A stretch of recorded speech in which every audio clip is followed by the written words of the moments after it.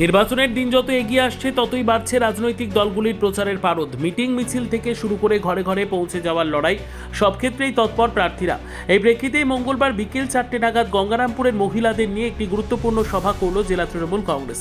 শহরের Gangarampur new market এলাকায় জেলা তৃণমূল কার্যালয়ে আয়োজিত এই সভায় উপস্থিত ছিলেন জেলা তৃণমূল কংগ্রেসের সভাপতি সুভাষ ভাওয়াল, তৃণমূল কংগ্রেসের রাজ্য সাধারণ সম্পাদক তথা গঙ্গারামপুর বিধানসভা কেন্দ্রের প্রার্থী গৌতম দাস এবং জেলা যুব তৃণমূল কংগ্রেস সভাপতি অম্বরীশ সরকার, গঙ্গারামপুর ব্লক তৃণমূল কংগ্রেস সভাপতি শঙ্কর সরকার, তৃণমূল নেতা মৃণাল সরকার প্রমুখ, জেলা আইএনটিটিইউসি সভাপতি নামিজুর রহমান সহ অন্যান্য নেতৃত্ব।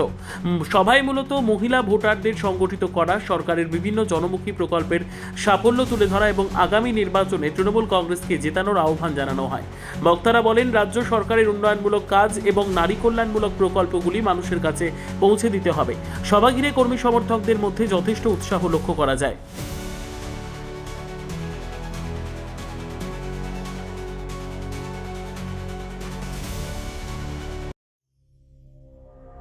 সংবাদটি নিবেদন করছেন স্বস্তিলোক উৎসব ভবন, গঙ্গারামপুর, দক্ষিণ দিনাজপুর। সিম্বলটা বহন করার অনুমতি দিয়েছে, কিন্তু আপনাদের সহযোগিতা, আপনাদের সঙ্গ, আপনাদের সমর্থন ছাড়া এই সিম্বলটাকে একদম উঁচুতে নিয়ে যাওয়া একা গৌতম দাসের পক্ষে কোনো রকমের সম্ভব নয়। আমার দেখুন, আমার পিছনে 50টা ছেলে হাঁটছে বলে আমি একাই সবটা করতে পারি, এই মানসিকতা যদি আমার মধ্যে চলে আসে তাহলে সব থেকে বড় ভুলটা আমি করছি। কারণ সবার সমর্থন ছাড়া দলকে এগিয়ে নিয়ে যাওয়া কখনোই সম্ভব নয়। প্রত্যেকের সমান সহযোগিতা এবং সমর্থন প্রয়োজন আছে। সর্বোত্তম সুযোগ সুবিধে রয়েছে আতিথেয়তায়।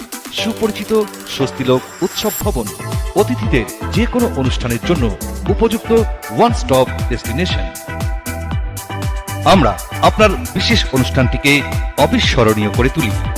স্বস্তিলোক উৎসব ভবন, শিববাড়ি রোড, গঙ্গারামপুর, দক্ষিণ দিনাজপুর।